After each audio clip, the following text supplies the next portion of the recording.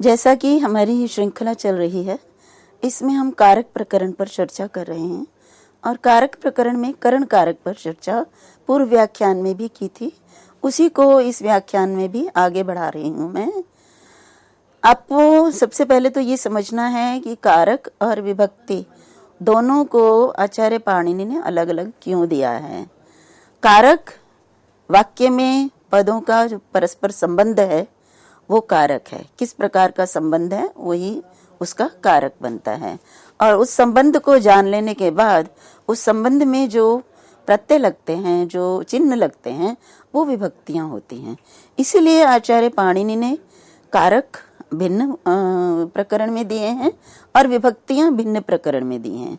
और विभक्तियों को भिन्न प्रकरण में देने का एक प्रयोजन ये भी है कि कुछ विभक्तियां ऐसी होती हैं कि वो उस कारक के कारण नहीं होती हैं, कुछ विशिष्ट अर्थों के कारण होती हैं, या फिर उनसे कुछ और प्रत्यय उनके साथ होते हैं, उनके योग के कारण होती हैं। इसलिए विभक्ति का जो स्कोप है जो वो अधिक विस्तृत है।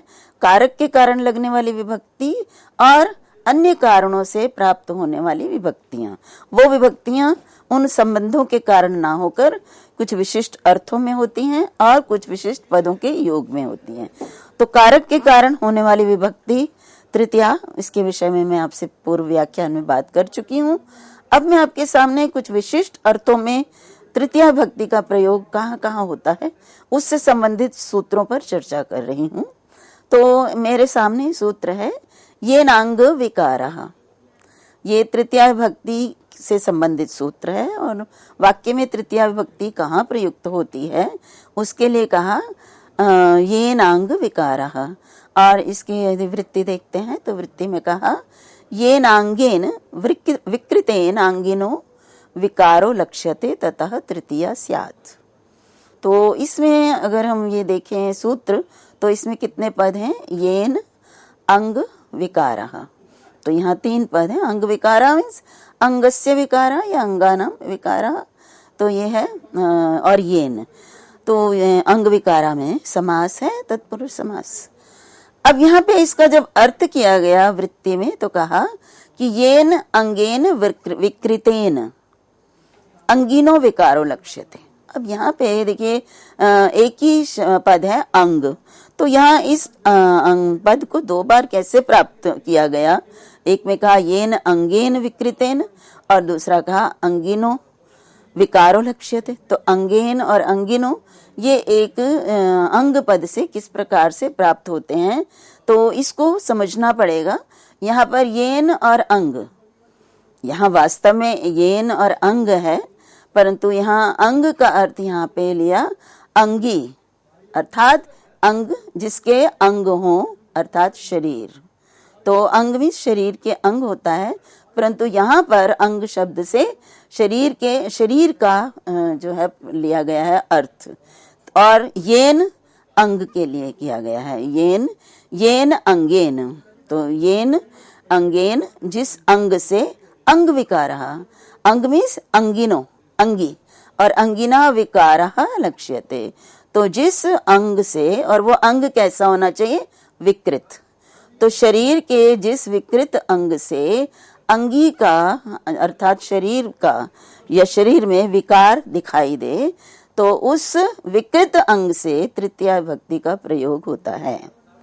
यहाँ पर देखिए मैं थोड़ा सा इसमें अपना भी कुछ मत इसमें डालना चाहती हूँ, क्योंकि यहाँ पे येन अंग, टीकाकारों ने यद्यपि अंग से अंग ही लिया है, लेकिन यदि मैं येन और अंग में संधि विच्छेद करूं तो येन आंग भी हो सकता है, येन आंग। तो यदि मैं आंग अर्थ लेती हूँ तो आंग अर्थ का होता आंग का अर्थ होता है अंगः अंगम अस्य अस्ति इति, अर्थात जिसके अंग होते हैं, और वो क्या होता है? शरीर। तो अंगः ये तद्धितांत भी कहा जा सकता है, परंतु जितने व्याख्याएं टीकाएं दी गई हैं उनमें अंग को ये कहकर कि अंग अंगी के लिए प्रयुक्त हुआ है। तो मैंने आपको उस दृष्टि से भी अर्थ बताया। तो कहने का तात्पर्य है कि अंग शब्द से अंगी अर्थात शरीर अर्थ लिया जाएगा, और येन से येन अंगेन, ये हेतु है अंगी के विकृत होने का। तो येन अंगेन, जिस विकृतेन, जिस विकृत अंग से, विकृत मीन्स अंग में कोई बिगड़ गया हो, अंग में किसी प्रकार का दोष आ गया हो, तो जिस दोष युक्त अंग से शरीरधारी को भी, अंगी में शरीर में भी विकार दिखाई दे, तो उस विकृत अंग वाचक शब्द से तृतीया भक्ति का प्रयोग होता है। उदाहरण आपके सामने है अक्षणा काणः। ये वाक्य है और इसका अर्थ है कि आंख से वो काणा है। अब यहाँ पे देखिए अक्षी अंग है और वो काणा है व्यक्ति, तो ये शरीरी है। तो अंगी है काणः और अंग है अक्षी, और अंग विकृत है, आंख में विकार है, तो उस विकृत अंग के कारण वो व्यक्ति काणा कहलाता है। तो वो विकृतेन अंगेन जो है वो शरीरी भी विकृत विकार युक्त दिखाई देता है। इसलिए हम कभी कभी जैसे कहते हैं कि ये व्यक्ति काणा है, वास्तव में व्यक्ति काणा तो नहीं है, लेकिन है उसकी आंख काणी, लेकिन उस आंख के वजह से, उसकी आंख के विकार की वजह से उसको भी इस प्रकार से कह दिया जाता है। तो ये वक्ता के कहने पर निर्भर करता है कि वक्ता उस व्यक्ति उस बात को किस प्रकार से कहता है। तो यदि वो इस प्रकार से कहना चाहे कि भैया वो व्यक्ति काणा है, उसकी आंख खराब है, तो अक्षणा अक्षी, जिस अंग के कारण वो उसकी आंख विकृत होने से वो व्यक्ति को वो नाम दिया जा रहा है, उस विकृत अंग में तृतीया भक्ति लगाकर बताया जाता है। इसीलिए यहाँ अक्षी शब्द में तृतीया भक्ति का प्रयोग करके अक्षणा रूप दिया गया है। और इसका अर्थ क्या है? अक्षी संबंधी काणत्व विशिष्टा, और व्यक्ति, काणः का अर्थ है कि आंख से संबंधित जो काणत्व है उससे युक्त है वो व्यक्ति, उससे उसके अंदर वो गुण आ गया। गुण क्या, अवगुण ही कहेंगे, तो वो अवगुण या वो दोष काणत्व उसके पूरे शरीर में है। तो यदि हम इस तरह से नहीं कहते हैं पूरे, अगर हम उसके शरीर को विकृत नहीं बताना चाहते, तो हम सिर्फ ये भी कह सकते हैं कि उसकी आंख काणी है, तब हम तृतीया भक्ति का प्रयोग नहीं करेंगे। तब हम कहेंगे अक्षि काणम अस्य, अर्थात उसकी आंख जो है वो विकृत है, खराब है। अब यहाँ पे शब्द कौस्तुभकार ने भी इसको इसी प्रकार से स्पष्ट किया कि ये न शरीर विकारो लक्ष्यते, जिससे, जिस चिन्ह से, जिस लक्षण से शरीर में विकार दिखाई दे, शरीर ही विकृत दिखाई दे, वो जो है अंगवाचिक जो शब्द है वो उसमें तृतीया लगेगी। और कहा यद्यपि अक्षयेव काणम, अब मैंने पूर्व में भी बताया आपको कि काणत्व उसकी आंख में ही है, तथापि फिर भी तद योगात, उसके योग के कारण, उस काणत्व, आंख के काणत्व के योग के कारण शरीरे अपि व्यवहारो निरूढ़ा, तो उस पूरे शरीर में भी ये व्यवहार कर दिया जाता है कि व्यक्ति ही जो है वो काणत्व रूपी विकार से युक्त है। तो ये इसका अर्थ है ये नांग विकारः। अब अंग विकारः कहने का क्या तात्पर्य है? तो यदि हम ये नहीं कहते कि अंगी, अंग यहाँ पे अंगी के लिए है कि अंगी में विकार अगर हम नहीं बताना चाहते हैं, तो हम केवल यही बताना चाहते हैं कि उसकी आंख में विकार है, काणत्व है, तब तृतीया नहीं प्रयुक्त होगी अक्षी में, तब होगा अक्षि ही काणम हस्य। अब हम काशिका ने जो इसका अर्थ दिया है उसको भी स्पष्ट करेंगे आपके सामने। यहाँ कहा अंग शब्दोत्र अंग समुदाये शरीरे वर्तते, तो काशिकाकार ने भी बताया कि अंग शब्द यहाँ पर अंग समुदाय अर्थात अंगों का समूह क्या होता है? शरीर, तो शरीर के लिए प्रयुक्त हुआ है। येन इति च तद अवयवो हेतुत्वेन निर्दिश्यते, और येन जो है वो उसके अवयव के लिए, अवयव अर्थात अंगों के लिए, तो येन अंगवाची है और हेतुत्वेन निर्दिश्यते, और ये जो येन है ये हेतु के रूप में है। किसके हेतु के रूप में? शरीर के काणत्व के हेतु के रूप में यहाँ पे ये येन का प्रयोग किया गया है, और हेतु सूत्र द्वारा इसमें तृतीया भक्ति का प्रयोग है। और जैसे उदाहरण दिए हैं काशिका में अक्षणा काणः, अभी ये उदाहरण तो भट्टोजी दीक्षित ने भी दिया है वृत्ति में, उसको मैंने अभी आपके सामने स्पष्ट किया। इसी प्रकार से पादेन खंजा, अब हम कहते हैं पैर से वो लंगड़ा है, तो लंगड़ा उस पूरा शरीर को हमने कह दिया, जबकि केवल पैर में ही विकार है, लेकिन हमारी विवक्षा है कि हम उस व्यक्ति को लंगड़े के रूप में कहते हैं। तो यहाँ पे इस विकृत अंग पैर के कारण उसका शरीर जो है उसको पूरा हमने वो विकृत बना दिया, बता दिया। तो ये वक्ता इस तरह से कहे तो फिर तो उस विकृत अंग में तृतीया भक्ति लगाकर ही बताना पड़ेगा। तो इसी प्रकार से अगला है पाणिना कुणी।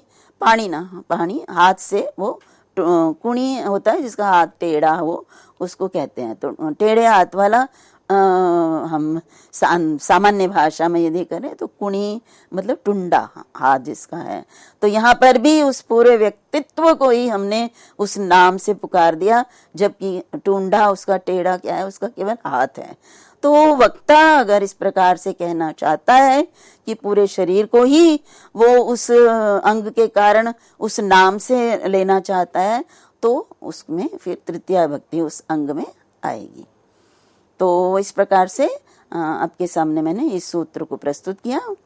इसी प्रकार से देखिए अगला सूत्र भी है जो तृतीया भक्ति करने वाला सूत्र है, और सूत्र है इत्थम भूत लक्षणे। इत्थम भूत एक शब्द है और लक्षणे दो शब्द हैं। तो इत्थम भूते लक्षणे, तो यहाँ पे क्या है, इत्थम भूतस्य लक्षणे। ये हम इसको यदि हम विग्रह करेंगे तो इस प्रकार से आएगा। तो इत्थम भूत अर्थात इत्थम, इत्थम मीन्स किसी विशेष प्रकार को, भूत मीन्स प्राप्त करने वाले, कंचित प्रकारम प्राप्तस्य। इत्थम भूतस्य का अर्थ है किसी विशेष प्रकार को प्राप्त करने वाले। इत्थम मीन्स होता है ये ऐसा है, इस प्रकार के रूप को प्राप्त करने वाले। तो किसी विशेष प्रकार को प्राप्त करने वाले का लक्षण यदि चिन्ह बताया जाए तो उस चिन्ह में तृतीया भक्ति का प्रयोग होता है। इसको भी हम इसको समझेंगे सामान्य शब्दों में कि यदि हम किसी को किसी विशेष प्रकार का बताना चाहते हैं तो वो किस कारण से, कोई ना कोई कारण तो होता है। सामान्य मनुष्य है और सामान्य मनुष्य को हम कहते हैं ये तपस्वी है, तो ये तपस्वी है, तो ऐसे ही तो नहीं हर मनुष्य को हम तपस्वी कह सकते हैं। कोई ना कोई विशेष चिन्ह होता है जिसको देखकर हमें वो व्यक्ति जब जा रहा है या आ रहा है तो हम उसको कहते हैं ये तापस है, ये तपस्वी है। तो ये किसी विशेष प्रकार तापसत्व को प्राप्त करने वाला व्यक्ति यदि हम उसको तापस कहते हैं तो उसको तापस कहने का या तपस्वी कहने का जो लक्षण होता है, जो चिन्ह होता है, जिस निशानी को, जिस लक्षण को देख के उसे तापस कहा जाता है, उस लक्षणवाची शब्द से तृतीया भक्ति का प्रयोग करके बताया जाता है। जैसे उदाहरण आपके सामने है जटाभिस तापसः। तो यहाँ क्या है कि जटाओं को देखकर एक व्यक्ति सामान्य मनुष्य है लेकिन उसके बड़ी बड़ी जटाएं हैं, तो उसको देखकर व्यक्ति कहता है कि ये तो तपस्वी हैं। तो ये इत्थम भूत है, तापस तपस्वी बन गया है, और उसका जो हेतु है वो जिसके लक्षण है, हेतु नहीं कहेंगे, जो लक्षण है, चिन्ह है, जिसके कारण उसको तपस्वी कहा गया, वो जटाएं हैं।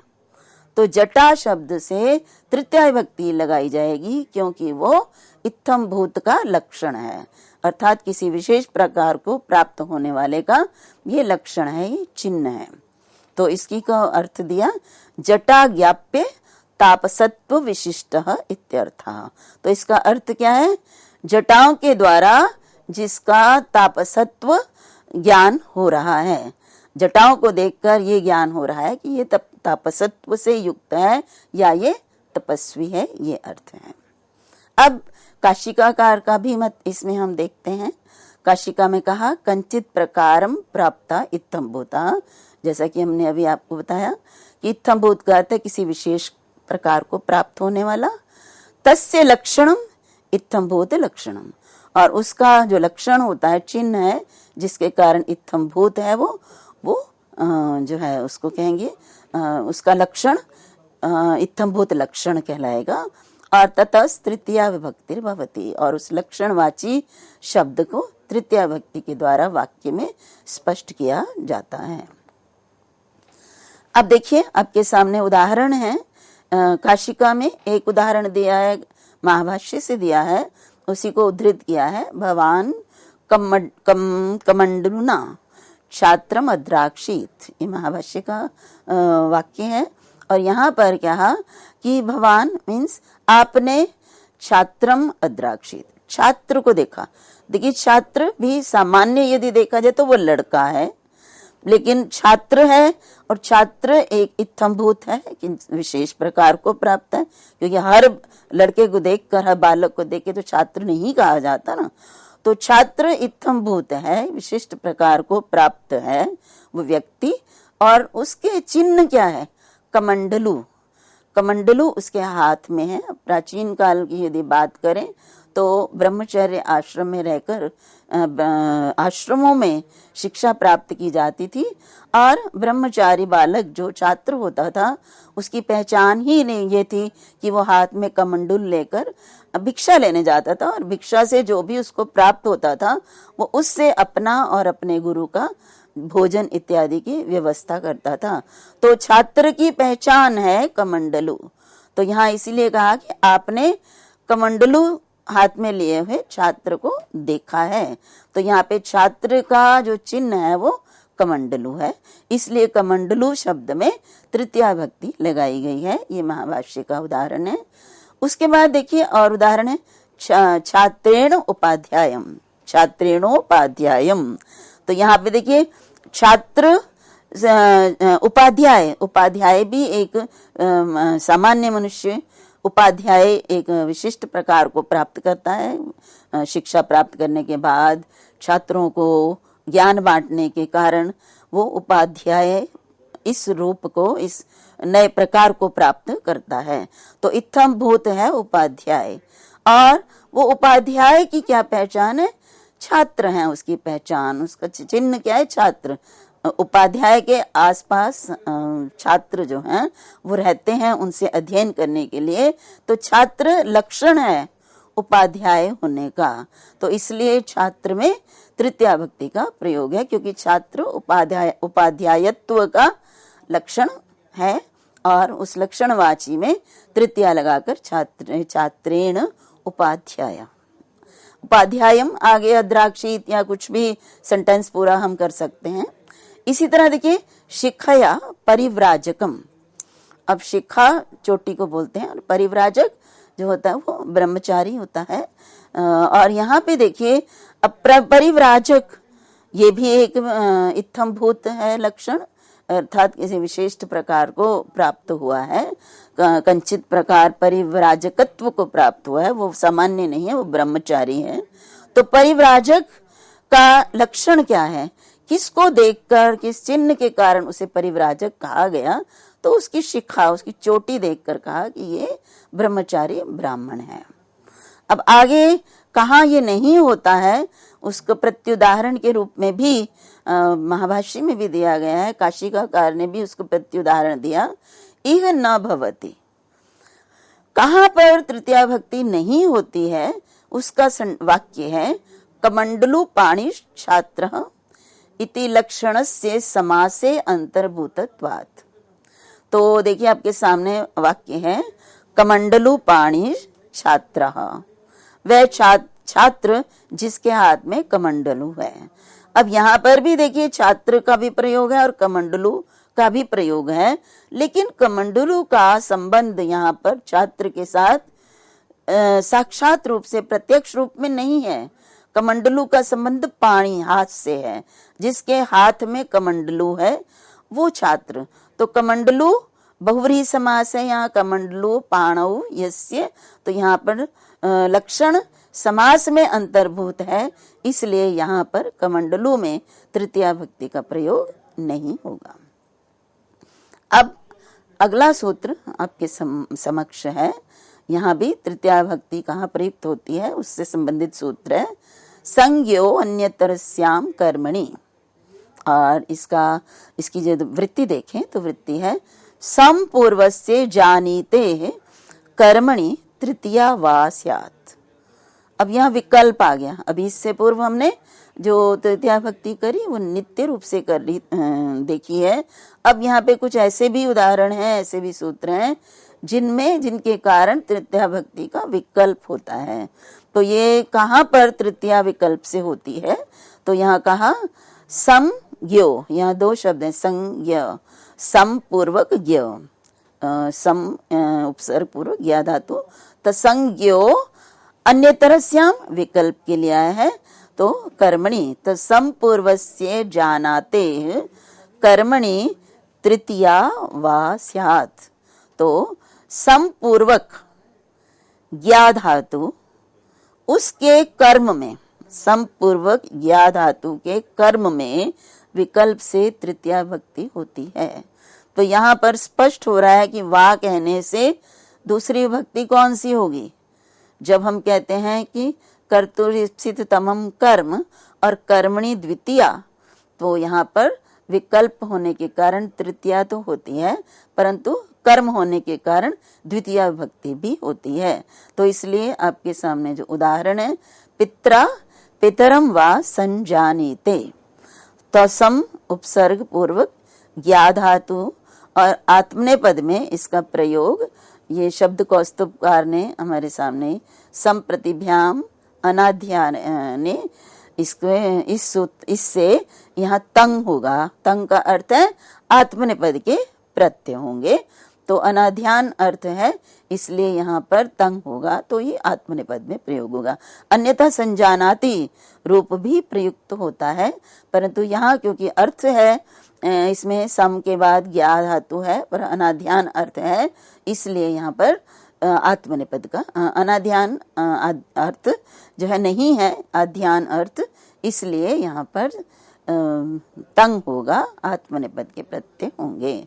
तो यहाँ पे देखिए आपके सामने कहा सम प्रतिभ्याम अनाध्याने इति तंग, तो तंग लगाया हमने, संजानीते ये आत्मनेपद प्रथम पुरुष एक वचन में ज्ञा धातु से संजानीते बनता है। और यहाँ पर समपूर्वक ज्ञा धातु है, इसलिए इसका कर्म क्या है? देखिए ये इसका अर्थ क्या है? पिता को पहचानता है। तो यहाँ जो पहचानता है, पहचानना क्रिया है, उससे जो करता है, जो भी पिता को पुत्र ही होगा, तो पुत्र जो करता है वो किसको सबसे अभीष्ट, उसको क्या अभीष्ट है? पिता। तो यहाँ पे पिता कर्म कारक है, कर्तुरीप्सिततम, परंतु क्योंकि संपूर्वक ज्ञा धातु का प्रयोग है और इसके कर्म में प्रस्तुत सूत्र द्वारा विकल्प से तृतीया भी होगी, तो इसलिए पित्रा, पितृ शब्द से तृतीया एक वचन में पित्रा प्रयोग भी होता है, और पितरम द्वितीया भक्ति भी कर्म होने के कारण प्रयोग होती है। तो ये परत्वात् षष्ठी। अब ये अगला जो इन्होंने काशी का शब्द कौस्तुक में दिया, यहाँ पर एक उदाहरण दिया उन्होंने, संज्ञाता पितुः संज्ञाता। तो यहाँ पे एक प्रश्न उठता है कि यहाँ पे समपूर्वक ज्ञा धातु है, परंतु पितुः में षष्ठी भक्ति है, न तृतीया है न द्वितीया है। तो इसका कारण ये है कि जो आगे सूत्र आएगा, कर्तृकर्मणोः कृतिः, अर्थात यदि कृत प्रत्यय कृदंत परे हो तो कर्ता और कर्म में षष्ठी होती है। तो यहाँ पर संज्ञाता है, ये कृदंत है, तो संज्ञाता समपूर्वक ज्ञा धातु है और यहाँ पे त्रिच प्रत्यय है, इसलिए यहाँ संज्ञाता बनता है। और ये त्रिच प्रत्यय कृत प्रत्यय है, इसलिए कृदंत है, इसलिए कृदंत प्रयोग है, इसलिए यहाँ पर पितृ में ना तृतीया होगी ना द्वितीया होगी। परत्वात् ये सूत्र परवर्ती है दोनों से, कर्म कारक वाले द्वितीया भक्ति वाले और यहाँ पे तृतीया भक्ति वाले, दोनों से परवर्ती होने के कारण यहाँ पे षष्ठी भक्ति का प्रयोग होगा। तो अभी के लिए इतना ही। अगले व्याख्यान में अन्य सूत्रों को लेकर मैं आपके सामने पुनः उपस्थित होंगी। तब तक के लिए सभी को मेरा नमस्कार।